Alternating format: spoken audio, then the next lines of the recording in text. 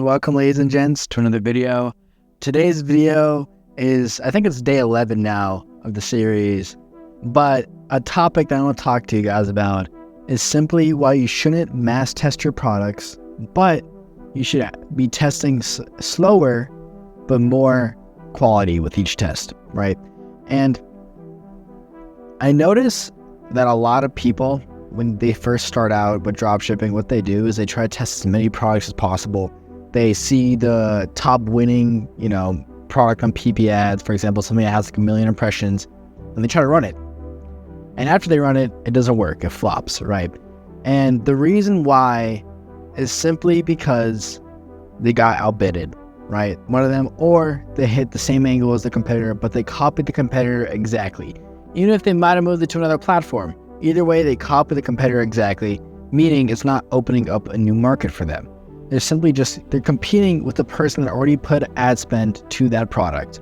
Now, if you want to see results, the best way is to change up the angle than where they're advertising. For example, if competitor A, if he is running a curling hairbrush and he markets his curling hairbrush to only women, but specifically he's running this to teenage women, right, that wants to get their hair curly every morning before school.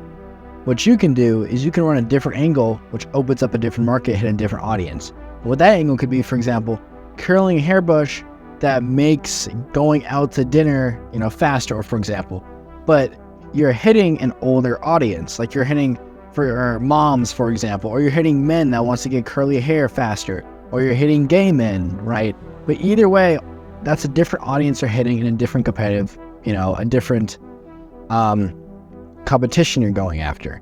But the thing is, the reason why you want a one-on-one rip that person that's already doing, for example, angle 1 and competitor 1, is because you're going to get outbidded because they have more spend already than what you already have.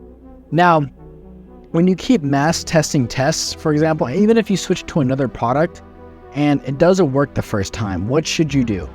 Now, if it doesn't work the first time, this is what everyone should do, and it is simply read your metrics, and if the metrics are shit, it's going to tell you what the issue is. For example, if your CTR is like fucking under a 1%, your ads are shit.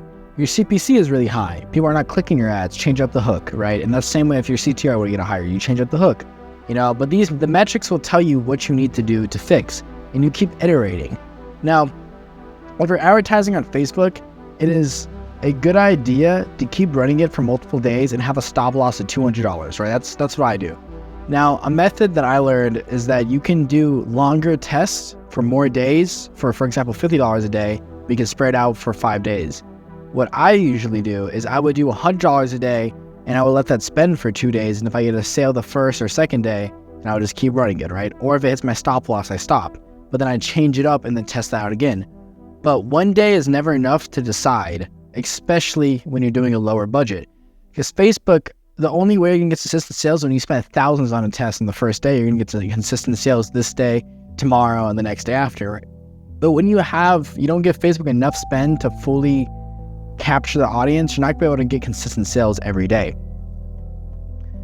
Now, everyone should focus, especially when you're beginning. I honestly do think doing organic at first, when you first started, just to understand how everything works, is a good idea, only because you're able to test if your ad is winning. Like if your ad starts getting traction on social media because you change up the hook or you change up the body, but you're able to tell if your ad is going to work for free compared to when you spend money on the ads. Now, I know that a lot of brand owners, they start off with organic so they can save the money with the test and dump all their money when they find something that's working. That works too. Like, there's not a wrong answer for either one of them.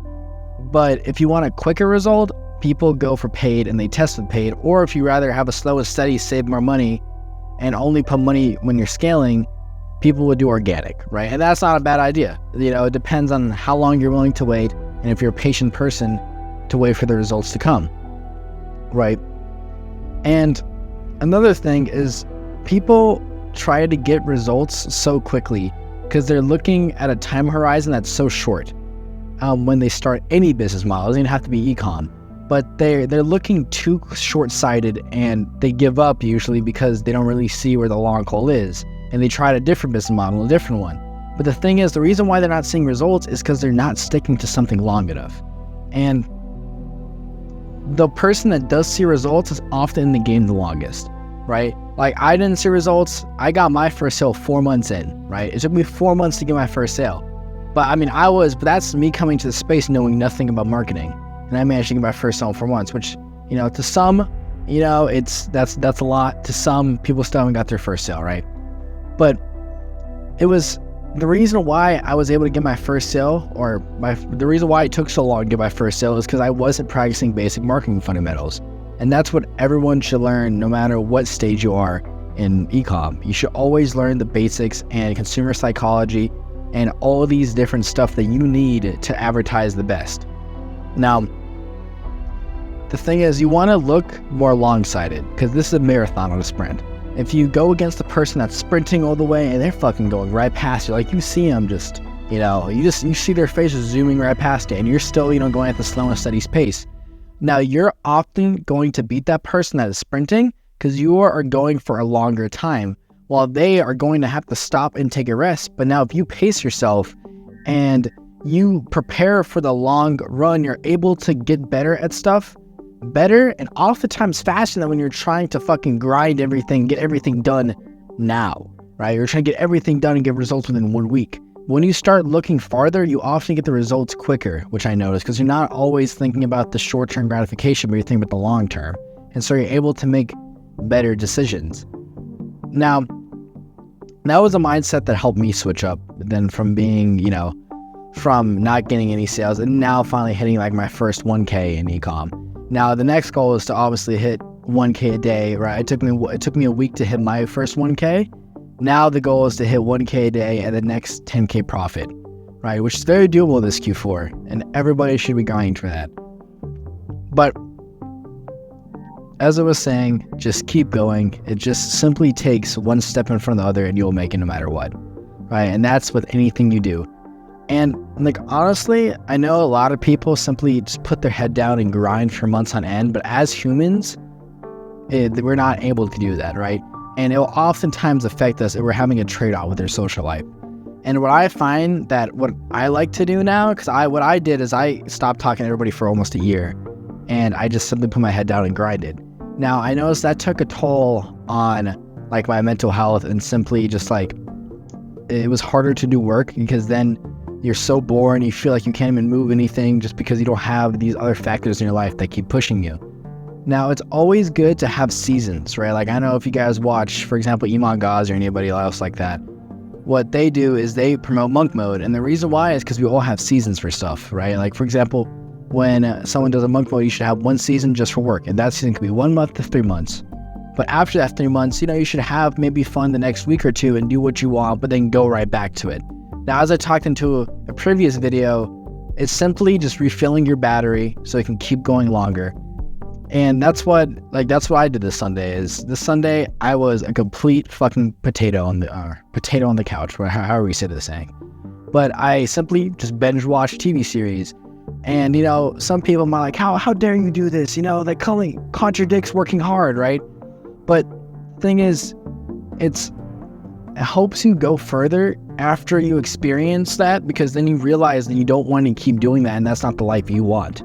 Like, for example, if people like Alex Hormozi, he does that. He takes every Sunday, he doesn't work on that Sunday, and he just binge watches Netflix. We might feel shitty right after it, but at least we can just grind that whole week and simply get it off our mind. Because the less stuff you have on your mind, the easier it is for you to get more productive work faster, right? And there was something I was listening to, is that if you have, like, for example, any conflicts in your life, people bothering you, either in real life or outside, you want to resolve that, because that's taking up mental space that you need to get good work in, good real work in that moves the needle every single day for you to accomplish your goals faster. Now, as soon as you can have a clear and empty mind just to simply only do his work, that's where the magic comes in. And that's even with when you're doing, no matter, like, even if you're listening to music and you're working, that's still taking some cognitive function out of work and it puts into the music because you're listening to the lyrics, right? But once you have complete 100% focus, nothing in your environment that can distract you, you will often find results faster and find the little details that you're missing quicker. Now, I found that to be true with me, and I want you guys to try that for yourself because you may have different results than I do. But it's the fact that at least you're trying it, because a lot of people get stuck in fucking analysis paralysis masturbation the whole time and just keeps fucking learning something and keep learning, keep consuming all this information, but they're never applying it, so it never actually is used to something. It's just like putting ornaments without a tree, right? You don't have a base to put anything on top of, right? That's what you want to first get your base, which in this example is the Christmas tree, and then you start putting the skills, right? Or in this case, the ornaments. You start putting the ornaments on the Christmas tree, and I want you to visualize those ornaments as your skills. And that's when you can start applying and learning when you need to. But oftentimes, doing will be the only answer you really need to figure out, and keep learning, because then everything comes into play and everything clicks that you need it to click. Now, anyways, I hope you guys enjoyed this video, and I'm rooting for you boys, and ciao.